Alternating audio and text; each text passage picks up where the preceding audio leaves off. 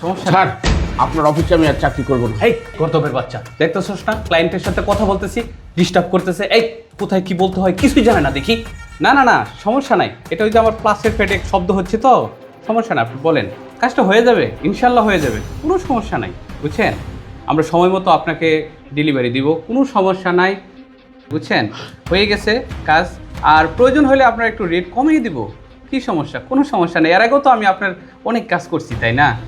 হ্যাঁ স্যার আমি বলতে চাই আপনার অফিসে চাকরি করবো না। এই গর্দবের বাচ্চা আবারও ডিস্টার্ব করতেছে, কোথায় কখন কোন কথা বলতে হয় কিছুই বুঝে না। না না না না সমস্যা নাই, ওই পাশে একটু শব্দ হচ্ছে তো, পাশের প্লেটে এই সাউন্ডটা আসতেছে, কোনো প্রবলেম নাই। হ্যাঁ আচ্ছা ঠিক আছে, আপনি আস্থা রাখেন, কালকের ভিতরে আমরা প্রজেক্টের ডেলিভারি দিয়ে দিব।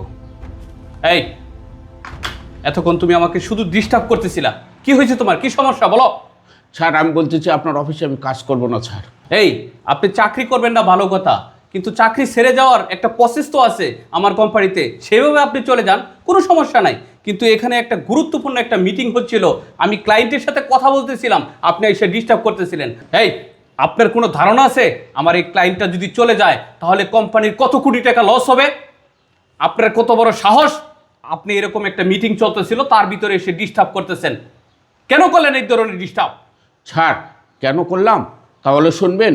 স্যার আমরা গরিব মানুষ, আমরা দুটো পয়সার জন্য এখানে চাকরি করি স্যার, আর সে বেতনই যদি ঠিক মতো না পাই তাহলে এই চাকরি করে আমাদের কী লাভ স্যার? এতদিন আপনার কোম্পানিতে চাকরি করছিলাম বলে ভয়ে আপনাকে কিছু আমি বলতে পারিনি, যেহেতু আপনার কোম্পানিতে আমি চাকরি করব না তাহলে আপনাকে ভয় পেয়ে কী লাভ স্যার? আর আমি টাকা ছাড়া আপনার কোম্পানিতে আমি কোনো কাজই করতে পারবো না। ও আচ্ছা এই ব্যাপার, শোনো, আমি আমার কোম্পানিতে টাকা ছাড়া কাউকে কাজ করাই না, তুমি এক কাজ করো, বাইরে অপেক্ষা করো, আমি গুরুত্বপূর্ণ মিটিংয়ে আছি, মিটিংটা শেষ করি, তারপরে তোমার বিষয়টা আমি দেখতেছি, তুমি বাইরে অপেক্ষা করো। ঠিক আছে স্যার। সুইটি ম্যাডাম, এই যে গুরুত্বপূর্ণ প্রজেক্টটা, এই প্রজেক্টের কাজটা আপনি 2 দিনের ভিতরে শেষ করবেন। শুনেন, আপনি যদি 2 দিনের ভিতরে এই প্রজেক্টের কাজ শেষ না করতে পারেন তাহলে আপনি আমার কোম্পানি থেকে চাকরি ছেড়ে চলে যাবেন, কথাটা বুঝতে পারছেন?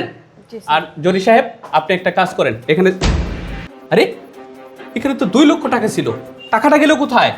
কি বলেন স্যার, এখানে 2 লক্ষ টাকা ছিল? কই স্যার, আমরা তো টাকা দেখলাম না। বলছেন কি আপনি? স্যার আমরা তো কোনো টাকা পয়সা দেখি নাই স্যার। টাকা পয়সা দেখেন নাই মানে? এগুলো আপনারা কি বলতেছেন? আমি সকালবেলা অফিসে আসার পথেই ব্যাংক থেকে টাকাটা উঠাই নিয়ে এসে এখানে রাখলাম, আর এখন আপনারা বলতেছেন টাকা পয়সা দেখেন নাই।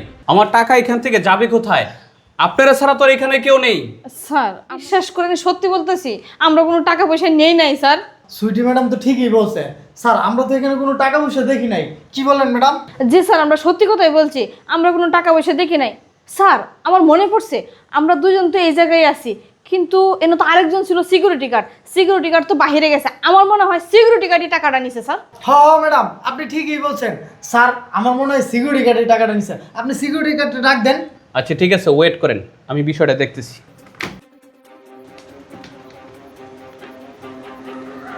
হ্যালো, হ্যাঁ সিকিউরিটি আফতাব কাকা আছে না?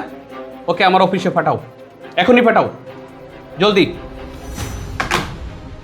স্যার আমাকে ডাকছেন? হ্যাঁ আপনাকে ডেকেছি।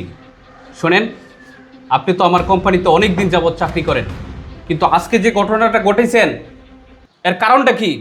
আপনাকে তো অনেক বিশ্বাস করতাম, আমার এই টেবিলে 2 লক্ষ টাকা ছিল, টাকাটা নিয়ে আপনি চলে গেছেন তাই না? স্যার আপনি এগুলো কি বলতেছেন?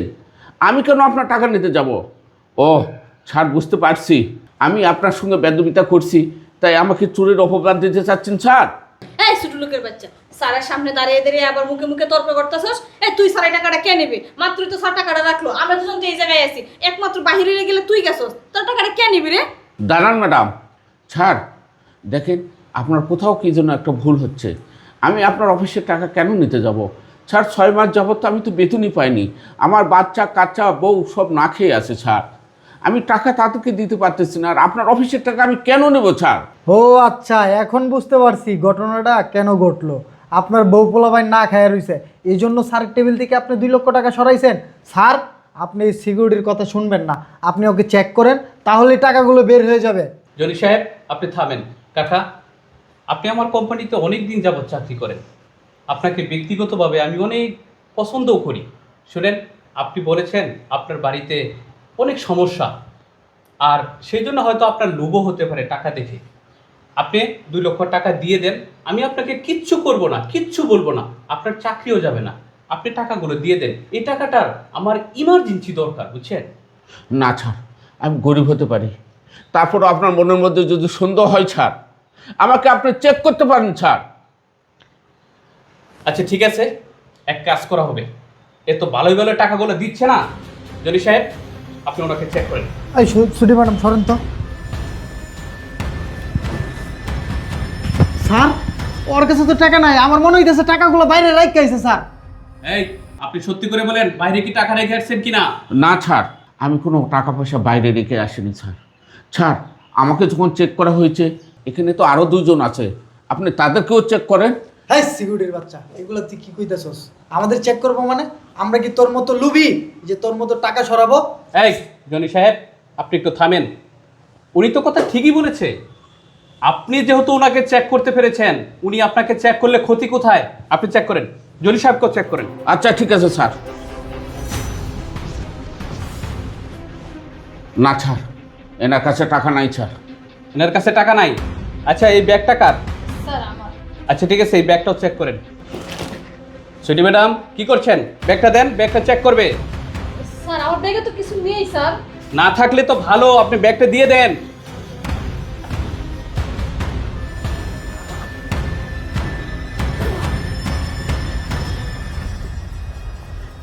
হ্যাঁ ছাড়, টাকা পাওয়া গেছে স্যার, এই যে নেন আপনার 2 লক্ষ টাকা।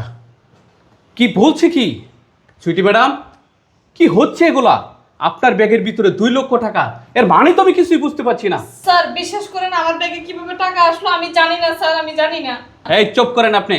আপনার ব্যাগের টাকা আর আপনি বলতেছেন আমি জানি না, কে জানে তাহলে?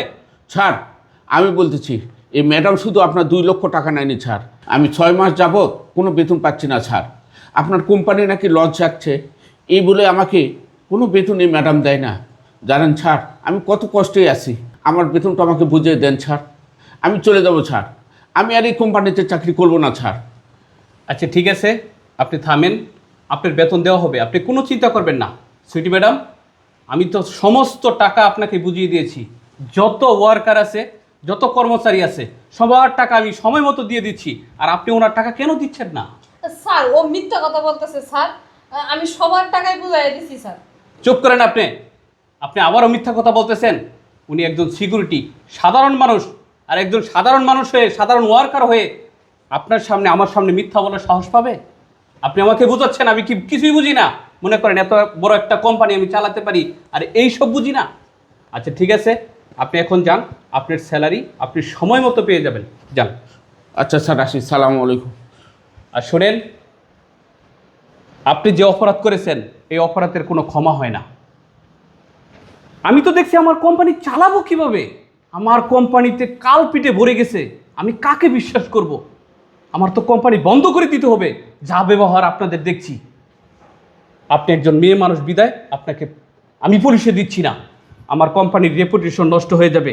আমি তিল তিল করে এই কোম্পানির সুনাম অর্জন করেছি, আপনাদের মতো মামুলি অফিসারের জন্যে আমার কোম্পানির সুনাম আমি নষ্ট করতে চাই না। যান, আপনি অ্যাকাউন্টসে যান, আমি সমস্ত রিপোর্ট নিয়ে আসতেছি। আপনি কার কত টাকা মেরে খেয়েছেন সমস্ত টাকা দিয়ে তারপর আমার অফিস থেকে বের হবেন। যান বলছি। আপনি দাঁড়িয়ে আছেন কেন? আপনিও চলে যান।